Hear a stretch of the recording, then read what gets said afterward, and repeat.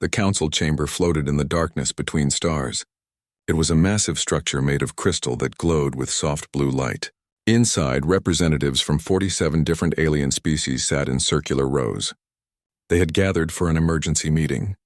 The topic was simple but dangerous. What should they do about the humans? Ambassador Thelgzar stood at the center platform. He was tall and thin, with forearms and skin that shimmered like oil on water.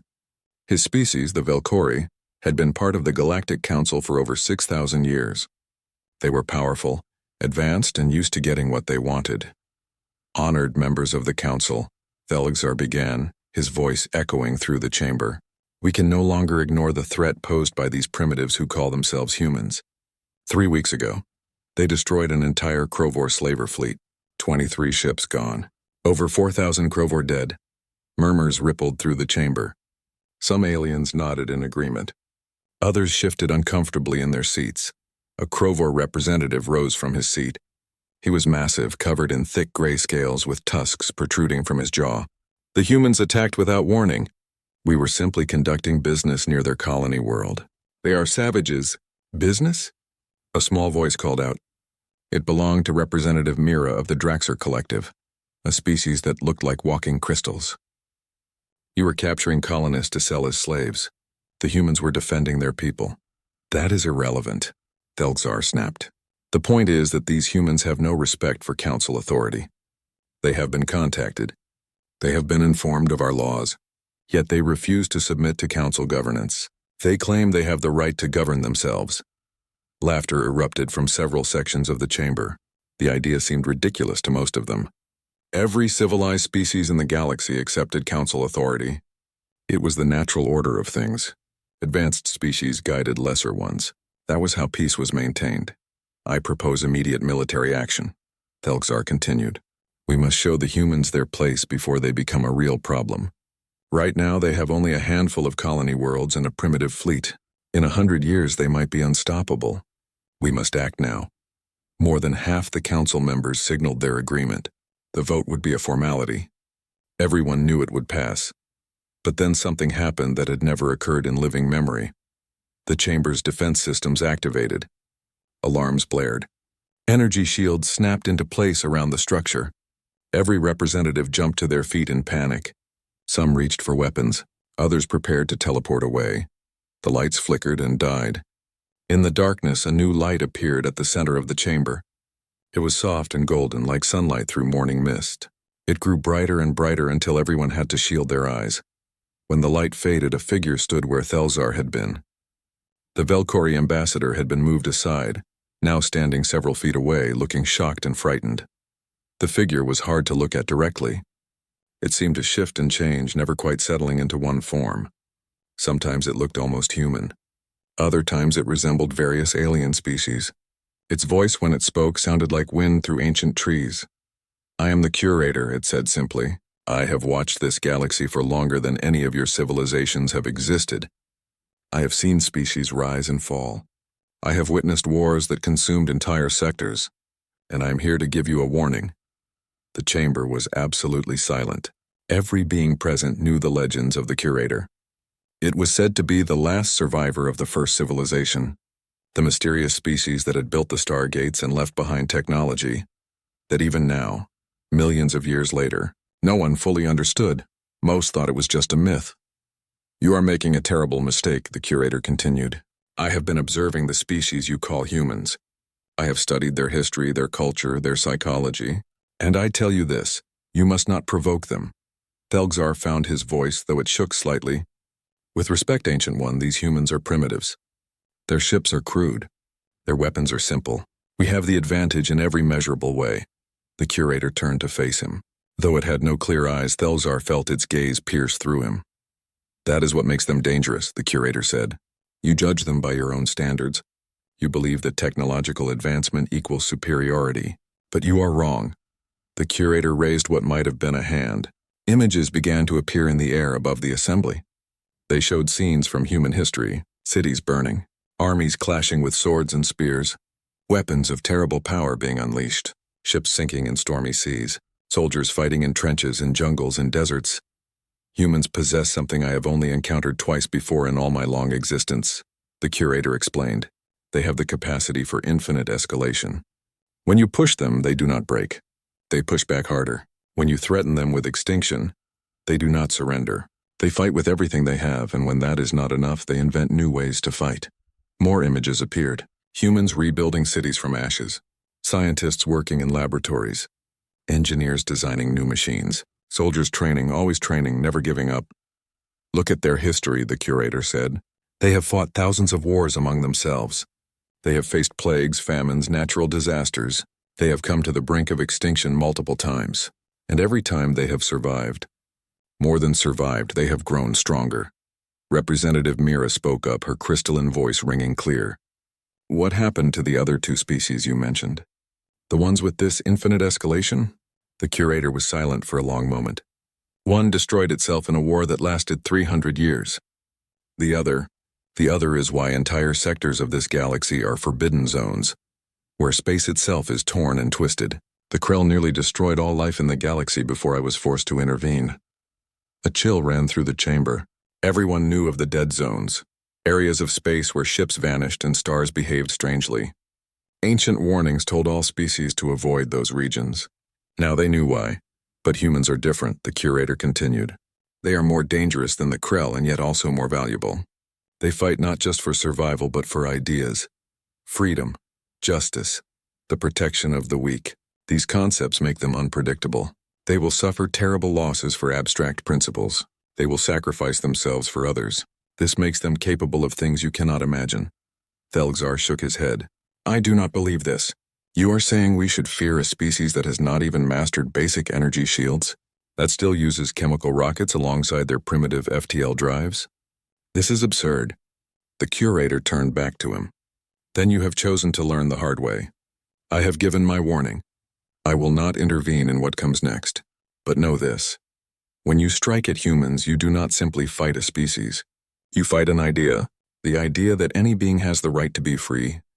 The idea that the strong should not prey on the weak. The idea that surrender is not the only option when facing overwhelming odds. The golden light began to fade. The curator's form became less distinct. You believe you are strong because you have advanced technology. Its voice echoed as it disappeared. But humans are strong because they refuse to believe they can be beaten. That is a power older and more dangerous than any weapon. You will learn this. I only hope your species survives the lesson. The light vanished completely. The chamber lights came back on. Thelgzar stood alone at the center platform, breathing heavily. Around him, the council members sat in stunned silence. Then someone called for the vote. Despite everything they had just witnessed, despite the warning from a being older than their civilizations, the vote proceeded. The result was the same as it would have been before. 32 species voted in favor of military action against humanity. 10 voted against. 5 abstained. As the session ended and representatives filed out of the chamber, Thelgzar stood tall and confident. He had gotten what he wanted. The Velkhori hierarchy would lead the fleet that would bring humanity to heel. They would show the council how to deal with upstart primitives. He did not notice Representative Mira watching him with sad, knowing eyes. She had lived through 2 wars in her long life. She had seen what happened when the powerful grew too confident.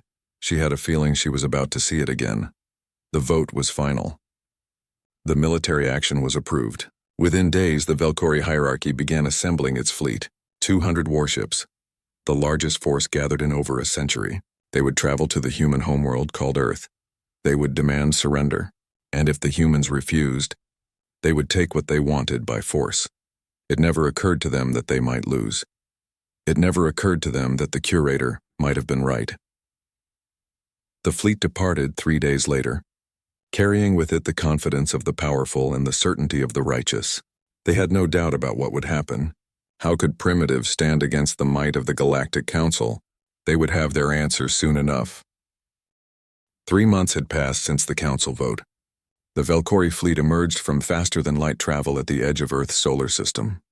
200 warships, each one larger and more advanced than anything humanity had ever built. They moved in perfect formation toward the blue-green planet that the humans called home.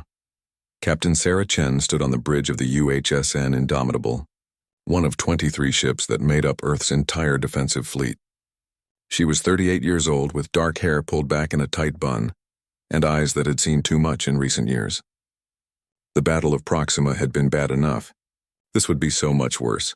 "Captain, we're receiving a transmission," her communications officer said. He was young, barely 25, and trying hard not to show his fear. "Put it through," Sarah ordered. The main screen flickered to life. Ambassador Thelgzar appeared, looking as arrogant as ever. His forearms were crossed in what Sarah had learned was a gesture of contempt. "Attention, primitive species known as humans," Thelgzar began. "I am Ambassador Thelgzar of the Velkori hierarchy, speaking on behalf of the Galactic Council. You are hereby ordered to surrender immediately. Power down all military vessels. Dismantle all weapons platforms. Evacuate your planetary defense stations. You will accept Council governance and submit to our authority." Sarah felt her jaw tighten. Around her, the bridge crew waited for her response. They all knew what was at stake. Earth had 8 billion people. The colonies held another 2 billion. All of humanity, facing an enemy they could not possibly defeat in direct combat. "And if we refuse?" Sarah asked calmly. Thelgzar's expression showed surprise, then amusement. "Then we will take what we want by force. Your ships will be destroyed. Your planet will be occupied. Your people will learn the cost of defying the Council. This is not a negotiation. This is a statement of fact." Sarah looked around her bridge. She saw the faces of men and women who had volunteered to stand between Earth and an overwhelming enemy. She thought of her daughter, evacuated to the Mars colony yesterday. She thought of all the children, all the families, all the people who had never asked for this fight but would pay the price for it. She took a deep breath and leaned forward in her command chair. No. It was a simple word, spoken quietly, but it echoed through the bridge and across the transmission to the Velkori fleet. For a moment, Thelgzar seemed unable to comprehend what he had heard. "What did you say?" he demanded. "I said no," Sarah repeated, louder this time. "We will not surrender. We will not dismantle our defenses. We will not submit. If you want Earth, you'll have to take it, and I promise you we will make you pay for every meter." Thelgzar's face twisted with rage. "You fool! You cannot win! We outnumber you 10 to 1. Our ships are superior in every way. Your resistance is meaningless." Sarah smiled, though there was no humor in it. "Maybe, but we're still going to fight. That's what humans do. See you out there, Ambassador." She cut the transmission. "All ships," she said over the fleet-wide channel. "This is Captain Chen. The enemy has given us a choice, surrender or fight. I think we all know which one we're choosing. Remember your training. Watch each other's backs. And make them remember this day. Make them remember that humans don't go quietly." Chen out. The Battle of Earth began 3 minutes later. The Velkori came in fast and confident. Their shields were strong. Their weapons were powerful. They had fought dozens of wars and won them all. They expected the human fleet to break and run or to die quickly. They were wrong. Sarah's ship, the Indomitable, led the charge. It was an old cruiser, built with human ingenuity and stubborn refusal to accept limitations. Its armor was thick. Its missiles were nuclear, and its captain had no intention of backing down. The first exchange of fire lit up the space between Earth and the Moon. Velkori energy weapons lanced out, scoring hits on human ships. Shields flickered and failed. Hull plating melted, but the humans fired back with everything they had. Nuclear missiles streaked through space, dozens at a time. The Velkori shields absorbed most of them, but not all. Explosions blossomed against their hulls. Ships staggered under the impacts. "They're stronger than expected," a Velkori commander reported to Thelgzar. "Their weapons are crude but effective. Then use more force," Thelgzar ordered. "Overwhelm them!" But the humans had learned something from the Battle of Proxima. They had learned that the Velkori relied too much on their technology. Their tactics were predictable. Their formations were perfect, which meant they were rigid. Humans, desperate and creative, adapted. Small human fighters, barely larger than shuttles, swarmed around the Velkori capital ships. They were too small and too fast for the big weapons to track effectively. They carried shaped nuclear charges designed to detonate against shield generators. A Velkori destroyer lost its shields and was immediately swarmed by missiles. "It broke apart in a massive explosion. What are they doing?"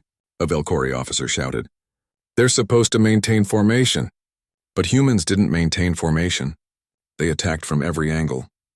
They used debris as cover. They hid behind Earth's defensive satellites and struck when the enemy was close. They rammed damaged ships into Valkyrie vessels, sacrificing themselves to take the enemy down.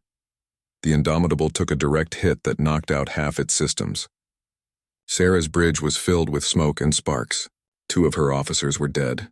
But she kept fighting. "Launch the cyber warfare package," she ordered through gritted teeth.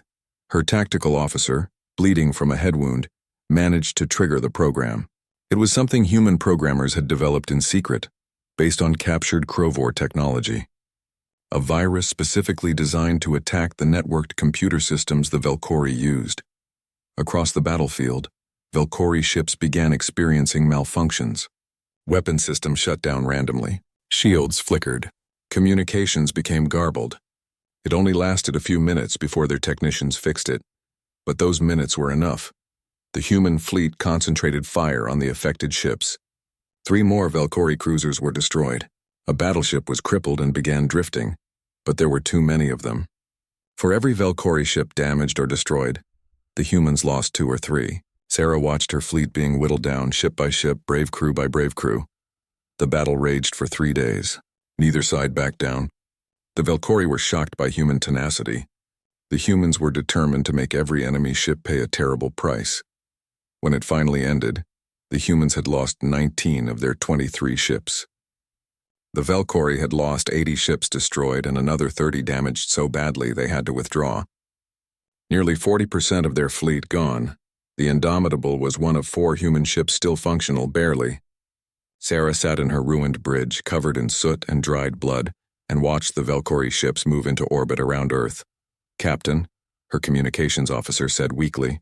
He had a bandage wrapped around his chest. "We're receiving surrender terms. Tell them we accept," Sarah said quietly. She had no choice. Earth's orbital defenses were destroyed. The planetary shields were down. If the Valkyrie wanted to bombard the surface, nothing could stop them. But even in defeat, humanity had shown the galaxy something important. They had shown that fighting back was possible. They had shown that advanced technology could be defeated by determination and creativity. Thelzar stood on the bridge of his flagship and looked at the damage report. He had expected to lose perhaps 10 ships. He had lost 80. The humans were primitives, but they had fought like demons. "The planet has surrendered," his aide reported. "We can begin landing troops," Thelzar nodded. "Do it. Occupy all major cities. Dismantle their remaining military infrastructure. Find their government leaders and place them under arrest." The Valkyrie troops landed on Earth the next day. They took control of major cities around the world. They raised the council flag over the ruins of the United Nations building in New York. They declared victory. But when they tried to arrest the human government, they found empty offices. When they tried to access military databases, they found them wiped clean. When they tried to use Earth's infrastructure, they found it sabotaged. And when they checked on the human colonies scattered across dozens of star systems, they found them all evacuated. Every human ship that could still fly had escaped during the battle. Every colony had packed up and vanished into space. "What do you mean they're gone?" Thelzar demanded. His intelligence officer looked nervous. "The colonies are empty, Ambassador. They evacuated during the battle. We estimate that 90% of the human population off Earth has escaped. We don't know where they went. Find them," Thelzar shouted. "Search every system. They can't just disappear." But they had. Humanity had planned for this possibility. They had prepared evacuation routes. They had hidden supplies and ships in places the Council didn't know about. They had accepted that they might lose Earth, so they had made sure that losing Earth wouldn't mean the end of humanity. That night, as Valkyrie troops patrolled the streets of conquered Earth, something else happened. A transmission began broadcasting across every frequency, cutting through all attempts to block it. It was simple and short. A human face appeared on screens across the galaxy, an older man with gray hair and sad eyes. He had been the Secretary General of the United Nations. 2 years had passed since Earth fell. The Valkyrie hierarchy discovered that conquering a planet and controlling it were 2 very different things. In the occupied cities of Earth, Valkyrie troops faced constant problems. Infrastructure would mysteriously fail. Power plants would shut down for no apparent reason. Transportation networks would malfunction. Food shipments would disappear. And whenever the Valkyrie tried to fix these problems, they found evidence of sabotage. The humans who remained on Earth refused to cooperate. They worked slowly. They made mistakes. They followed every rule so precisely that nothing got done efficiently. When questioned, they would claim ignorance or confusion. The Velkhori couldn't prove deliberate resistance, but they knew it was happening. Commander Vexillar, in charge of occupation forces in what used to be called North America, was at his breaking point. He stood in his command center in New York and listened to another round of bad reports. Another supply convoy was ambushed last night, his aide reported. All supplies taken. 6 soldiers injured. The attackers escaped into the tunnel systems below the city. Send more troops to search the tunnels, Vexillar ordered. Sir, we've been searching the tunnels for 18 months. They're too extensive. The humans know every passage. By the time our troops arrive, the resistance fighters are gone. Vexillar slammed his fist on the desk. Then seal the tunnels. Collapse them! We've tried. The humans simply dig new ones. Sir, perhaps we should request additional forces from the hierarchy. No, Vexillar snapped. Ambassador Thelzar already considers our progress inadequate. I will not give him more reasons to question my competence. But the truth was that occupying Earth was draining Velkhori resources faster than anyone had predicted. They needed more troops to maintain order, more supplies to support those troops, more ships to patrol the system, and all of it accomplished nothing except maintaining a costly stalemate. Meanwhile, across the galaxy, humanity was adapting. Captain Sarah Chen now commanded a small frigate called the Defiant. It was built from salvaged parts and hidden shipyards. She led one of dozens of human raiding groups that struck at Velkhori supply lines. Today she watched as a Velkhori transport convoy approached. 3 cargo ships lightly armed carrying supplies to occupation forces on Earth. They had only 2 escort vessels. All crew to battle stations, Sarah ordered. Remember the plan. Fast in, fast out. We take what we need and we vanish before reinforcements arrive. Her crew was a mix of military survivors and civilian volunteers. Some were barely trained, but they were all committed. They all remembered Earth. The Defiant dropped out of FTL at close range, catching the convoy by surprise. Before the escorts could react, Sarah's ship unleashed a barrage of missiles at their engines. Not to destroy them, but to disable them. Humans had learned to be efficient with their limited ammunition. Both escorts were crippled in the first strike. The cargo ships tried to run, but human fighters swarmed them. Boarding teams cut their way inside. The Velkhori crew surrendered quickly. They were transport workers, not soldiers. 20 minutes after the attack began, the Defiant and its support ships jumped away. They carried enough supplies to keep their hidden bases running for 3 months, and they had done it without killing anyone. Why don't they kill us? One Velkhori transport captain asked his human captors as they placed him in an escape pod. Because we're better than you, Sarah told him. We fight for freedom, not conquest. Now go home. Tell your friends what happened here. The escape pods were programmed to signal for rescue. The Velkhori would be picked up in a few hours, cold and scared but alive. This pattern repeated across human-controlled space. Quick strikes. Precise attacks. Minimal casualties. The goal wasn't to match the Velkhori in open warfare. The goal was to make occupation so expensive and frustrating that the Council would question whether it was worth it. But humans weren't just fighting. They were also talking. Representative Mira of the Draxor Collective sat in her private chambers when a visitor arrived. The visitor was human, a woman named Ambassador Kenji Sato. She had once served in the Japanese diplomatic corps. Now she represented the scattered human government. Thank you for meeting with me, Kenji said. I know it's dangerous for you. Mira's crystalline body shimmered with colors that indicated sadness. What the Council did to your people was wrong. Many of us believe that, but we're too afraid to say it publicly. We need more than sympathy, Kenji said gently. We need allies. The Velkhori are committing atrocities on Earth. They're destroying our cultural sites. They're forcing humans into labor camps. The galaxy needs to see what's really happening. What can I do? Mira asked. Help us get the truth out. We have evidence. Video footage. Testimony from refugees. But the Council blocks our transmissions. If someone like you shared that information, people would listen. Mira was silent for a long moment. Then she nodded. I will help, but I cannot do it openly. Give me your evidence. I will find ways to distribute it. Over the following months, information about Velkhori actions spread across the galaxy. Other species saw footage of human cities being bombed. They saw children in labor camps. They saw historical monuments being destroyed. They saw the reality of council peacekeeping. Public opinion began to shift. Some species questioned whether the war against humanity was justified. Others worried. If the council did this to humans, what might they do to us? The Draxler Collective was the first to make a public statement. Representative Mira stood before the Galactic Council and declared that the war was wrong. She was immediately censured and her species was threatened with sanctions, but she had broken the silence. 3 more species quietly withdrew their support for the occupation. They recalled their small contributions to the occupation force. It wasn't much, but it was a start. In a hidden shipyard deep in an asteroid field, Dr. James Okonkwo worked on humanity's most important project. He was a physicist who had been working on Earth when the invasion happened. He had escaped on one of the last transports. Now he studied captured Velcori technology, trying to understand the principles behind their faster-than-light drives. Human FTL was crude, a brute force method that worked but was slow and inefficient. The Velcori drive was elegant, based on quantum manipulation of space-time. For 18 months, James and his team struggled to understand it. They ran simulation after simulation. They tested theories. Most failed, but slowly, piece by piece, they figured it out. Then James had an insight. What if they combined Velcori principles with human quantum theory? The Velcori had never developed certain aspects of quantum mechanics because they had approached the problem differently, but humans, working from a different technological foundation, had made discoveries the Velcori never had. Run the simulation again, James told his team.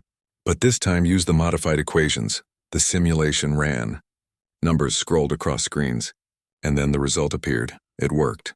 Not only did it work, it was better than the Velcori drive. Faster, more efficient, harder to detect. James stared at the results, hardly believing what he was seeing.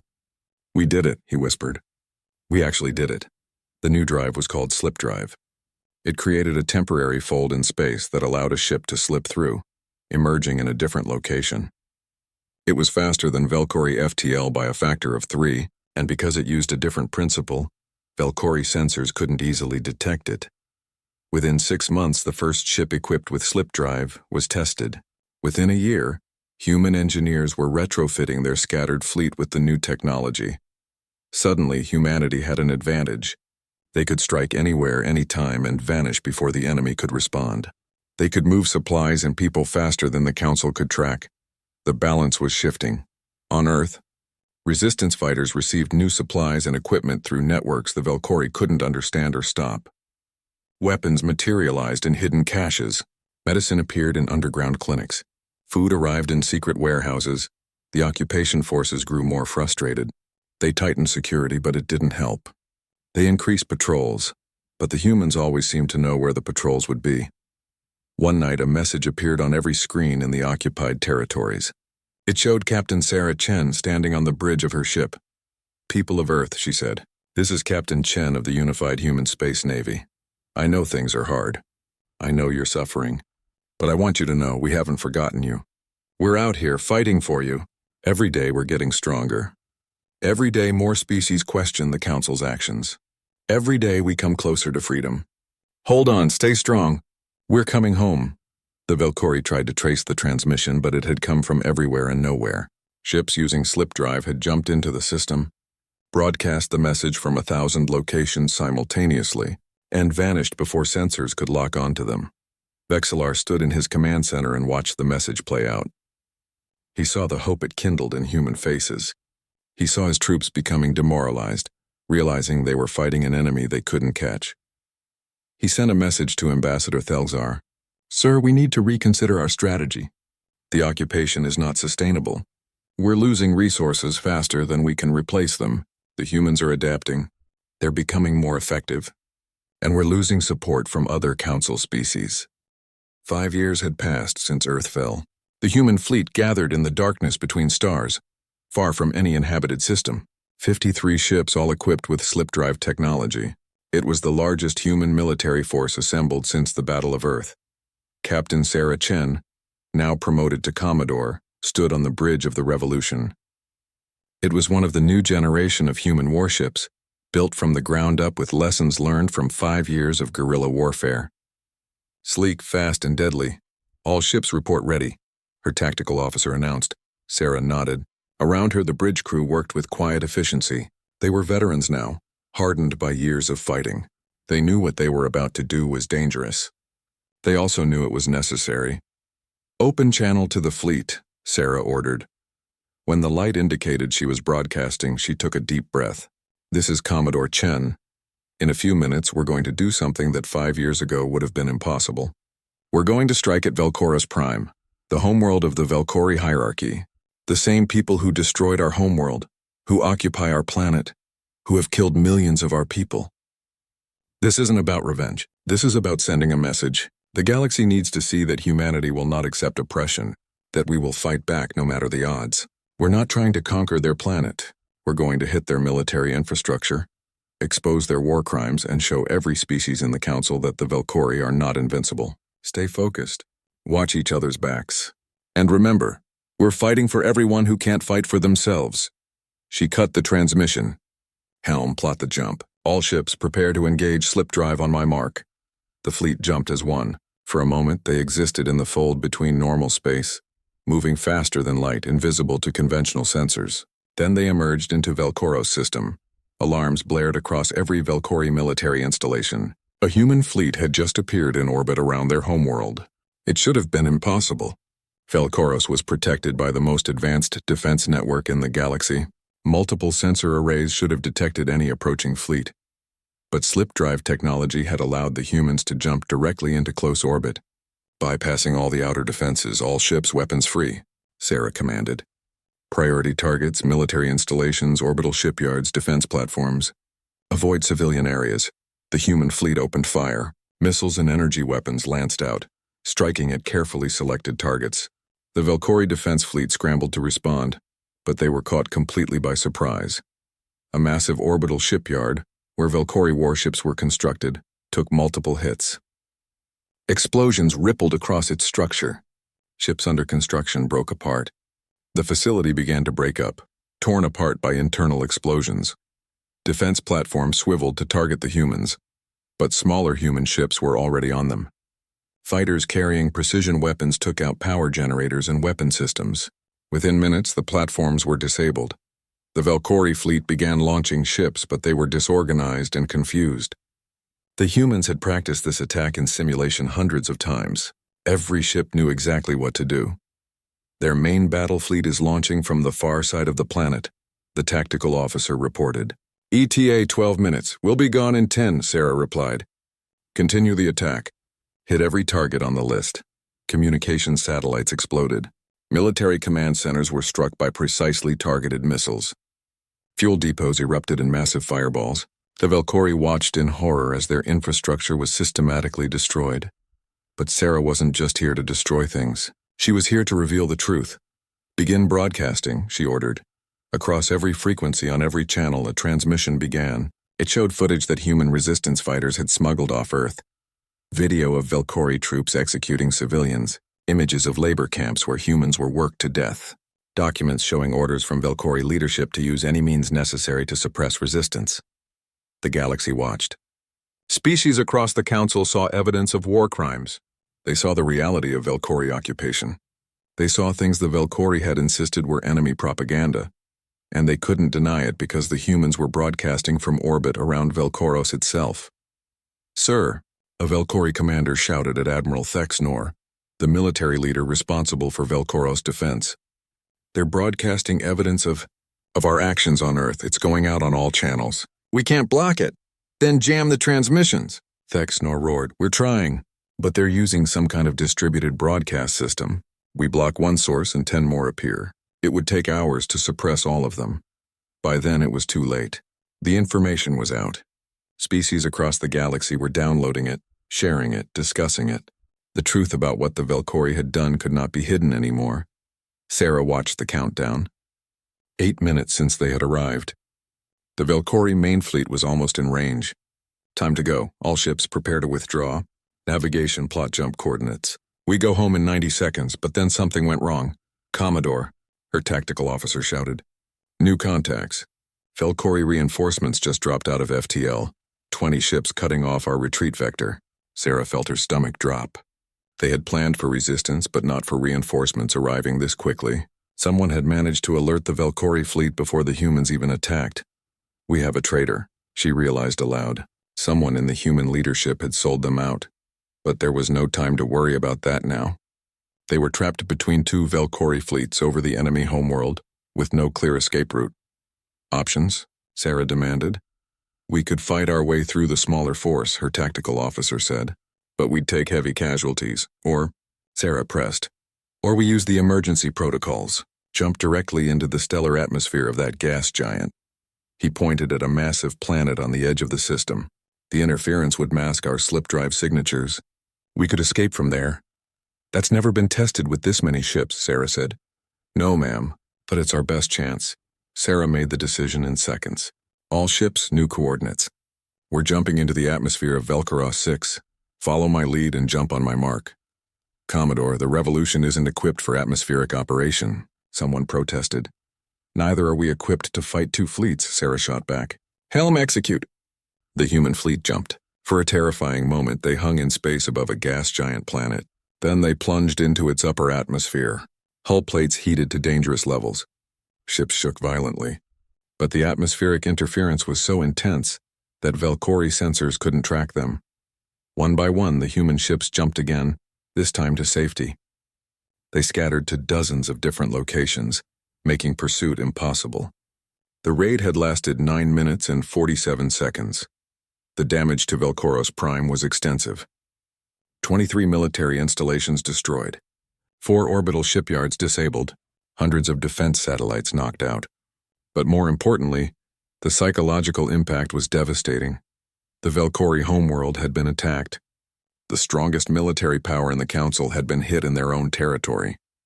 It should have been impossible, but the humans had done it. Ambassador Thelgzar stood in the emergency council session trying to maintain his composure. Representatives from dozens of species demanded explanations. Some were outraged that the humans had attacked a homeworld. Others were outraged by the evidence of war crimes the humans had broadcast. The images are fabricated, Thelgzar insisted. Human propaganda. But Representative Mira stood and spoke. I have seen the same evidence from independent sources. Human resistance fighters have been smuggling information out of Earth for years. I have verified its authenticity. What the Valkyrie have done on Earth is a crime against sapient beings. You dare accuse us? Thelgzar snarled. I dare speak the truth, Mira replied calmly. Something this council has forgotten how to do. The chamber erupted in arguments. Species took sides. Some defended the Valkyrie, others condemned them. The unity of the council maintained for thousands of years was fracturing. 3 species formally withdrew their support for the occupation of Earth. 5 more declared neutrality. The Draxer Collective announced a formal alliance with humanity, offering industrial support and safe harbors for human ships. Thelgzar watched his power crumbling, but instead of reconsidering, he doubled down. If the humans believe they can attack us with impunity, they are wrong. We will respond with overwhelming force. We will make an example of them that the galaxy will never forget. More war? Representative Mira asked sadly. How many must die before you admit this was a mistake? As many as necessary, Thelgzar replied coldly. The vote was called. By a narrow margin, the Council approved escalation of military action against humanity. But 12 species voted against it. 5 years ago, such opposition would have been unthinkable. The Council was breaking apart. In a hidden base on the edge of explored space, the human fleet regrouped. They had lost 2 ships in the raid, but 51 had made it out. The mission was a success. Sarah stood in the debriefing room with Admiral Kowalski and other senior commanders. They reviewed the operation, noting what worked and what didn't, but Sarah's mind was elsewhere. We have a traitor, she said. The Valkyrie were waiting for us. 7 years after Earth fell, the galaxy stood on the edge of total war. The Galactic Council had split into 3 factions.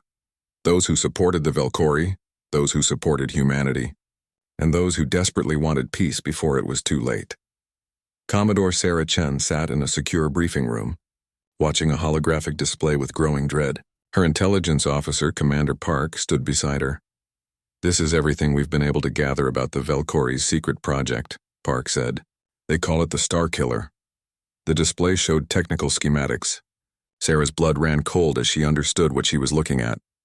"They're building a weapon that can destabilize a star," she said slowly. "They're going to make our colony's stars go supernova." "That's our assessment," Park confirmed. "The weapon is almost complete. It's hidden in a facility in the Tarkos Nebula. If they deploy it, they could destroy every human colony in a matter of weeks." "And Earth?" Park's expression grew darker. "Intel suggests their first target is Sol, our own sun. They want to make Earth uninhabitable as a final solution to the human problem." Sarah felt sick. This was genocide on a scale she couldn't comprehend. 8 billion humans still lived on occupied Earth. Billions more lived on colonies scattered across dozens of star systems. All of them would die if the Valkyrie succeeded. "Do we have a way to stop it?" she asked. "Maybe. But it would require a deep infiltration mission. The facility is heavily guarded. The chances of success are less than 20%. "Then we need to increase those chances," Sarah said firmly. "Assemble a team. Best people we have.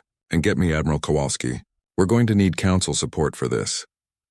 What Sarah didn't know was that representatives from multiple species were already meeting in secret. They had learned about the Star Killer from their own sources. And they were terrified. Representative Mira stood before a gathering of council members who opposed the Valkyrie. 12 species had sent representatives. It wasn't enough to outvote the Valkyrie faction, but it was a start. "If the Valkyrie deploy this weapon, they will have crossed a line that can never be uncrossed," Mira said. "Destroying inhabited star systems is a war crime of unimaginable scope." "We must stop them. How?" asked Representative Cole of the Hithian Collective. "The Valkyrie control the council military. We have no way to intervene." "Then we help the humans," Mira said simply. "We give them the intelligence and support they need to destroy the Star Killer. That would be an act of war against the council itself." Another representative protested. "The council is already at war with itself," Mira replied. "We're just choosing which side represents the values the council was supposed to stand for." After hours of debate, they agreed. The anti-Valkyrie faction would secretly support humanity's mission to destroy the Star Killer. They would provide intelligence, access codes, and supply drops. But they couldn't be seen helping directly, or the council would collapse into civil war. Sarah's team assembled on a hidden human base. 23 people drawn from military and civilian backgrounds. Engineers, soldiers, hackers, and scientists. Each one volunteered, knowing this might be a one-way mission. "Our objective is simple," Sarah told them. "We infiltrate the Star Killer facility, disable or destroy the weapon, and get out. The Valkyrie are expecting an assault fleet. They're not expecting a small team to sneak in."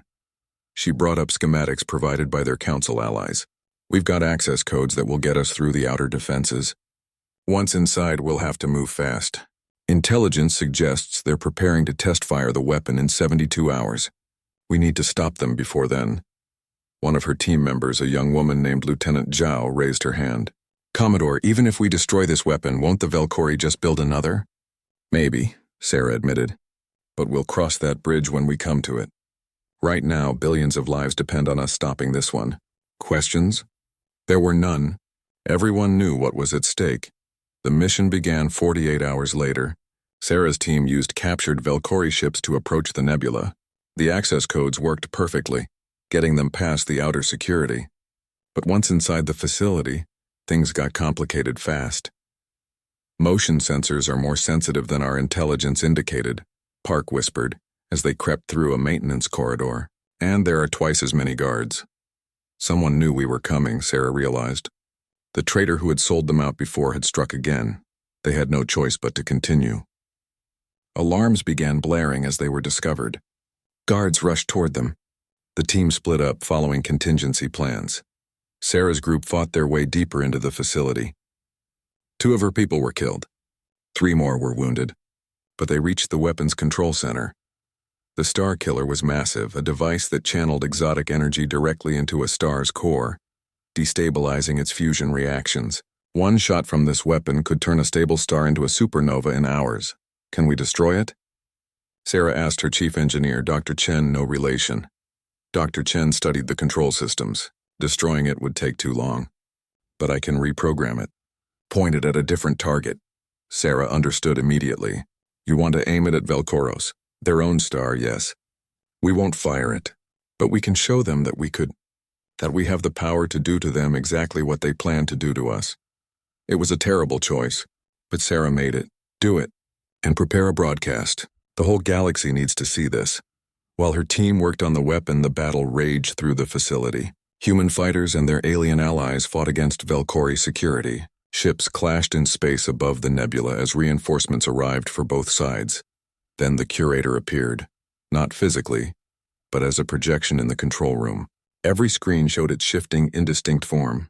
Its voice echoed through every speaker. Before you complete this action, you must understand what it means, the curator said. Sarah spun to face the screens. Who are you talking to? Us or them? Both, the curator replied. I am speaking to the Galactic Council, to humanity, to everyone who can hear me. You need to know the truth about what you are doing. Across the galaxy, on millions of screens and displays, the curator's message broadcast. Ships in the middle of battle paused. Council chambers fell silent. Even Velcori soldiers stopped fighting to watch. I am the curator, last of the first civilization, it said. I have watched this galaxy for longer than any of you can imagine. I warned you about humanity. You did not listen. Now I will show you why I warned you. Images appeared. The curator showed its own history, its own people, the first civilization. They had been powerful beyond measure, with technology that seemed like magic, but they had grown arrogant. They had believed themselves superior to all others, and when a younger species challenged them, they had sought to crush that species completely. We won that war, the curator said, but the cost was everything.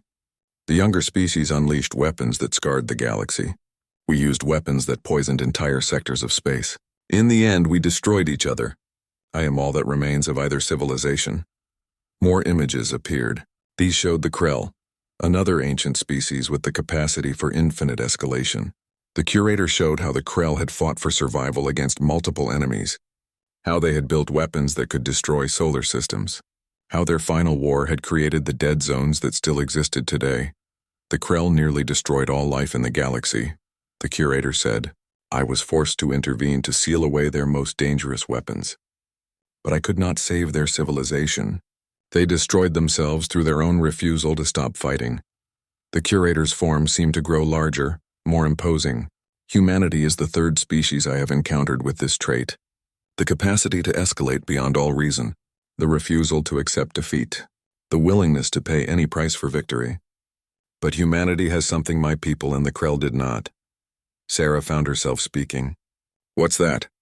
Choice, the curator replied. My people were arrogant. The Krell were desperate. But you humans fight not just for survival, but for principles. You could destroy the Velcori homeworld right now. You have the weapon. You have the justification. They plan to do the same to you. But you hesitate, because even in war, you remember what it means to be better than your enemies. On Velcoros Prime, Ambassador Thelxar watched the broadcast with growing horror. He saw Sarah Chen standing in the Starkiller control room. He saw the weapon aimed at his homeworld. He saw that humans could destroy his entire civilization with the press of a button, and he understood, finally, what the curator had tried to tell him 7 years ago. Sarah spoke into the camera, her voice steady and clear. People of the galaxy, my name is Commodore Sarah Chen of the United Human Space Navy. 7 years ago, the Velcori hierarchy attacked my homeworld. They destroyed our fleet. They occupied our planet. They killed millions of our people. And now they have built a weapon designed to exterminate every human in the galaxy by destroying our stars. She gestured at the Star Killer. This is that weapon. We have captured it. We have reprogrammed it to target Velcoros, the Velcori homeworld. One command from me and their star goes supernova. Their planet, their civilization, everything they have built over thousands of years gone. The galaxy held its breath. We're not going to do it, Sarah said quietly, because we're better than that.